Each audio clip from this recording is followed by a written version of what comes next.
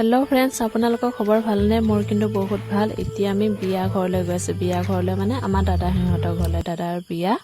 আৰু দাদাৰ নবৰ বিয়া আজি ইফালে সাকচন কি ধুনিয়াকে ৰাতিপুৱা আমাক মাটি পঠিয়াছে কাম কৰিব মানে ব্ৰেঞ্চবোৰ একদম বাৰে লেটিপেটি হৈ আছিল এইবোৰ মানে সাফা কৰিব দিছিলে আমি ধুনিয়াকে সাফা কৰিছো আৰু যেহেতু আলহী আহিব হেতু কাৰণে ধুনিয়াকে সাফা কৰিলো আৰু ইফালে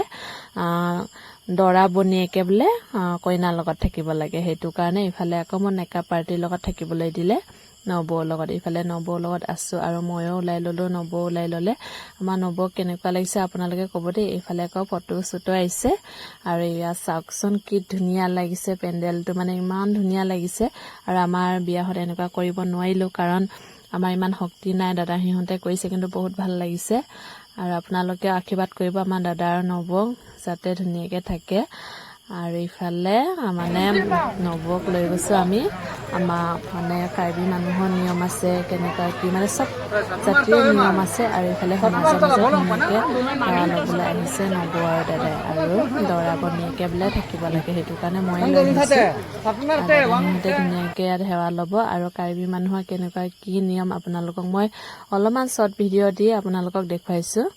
আপোনালোক মানে কাৰ্বি মানুহ সকলে গম পাব কেনেকুৱা কি কৰে কিন্তু আমাৰ ইয়াত এনেকুৱা কৰে দেই আপোনালোকে চাব আৰু পানী ছিটিয়াব বুলি নব কৈছে যে পানী ছিটিয়াব নিদিব কাৰণ নতুন কাপোৰ কানি গুটেই ভিজি গলে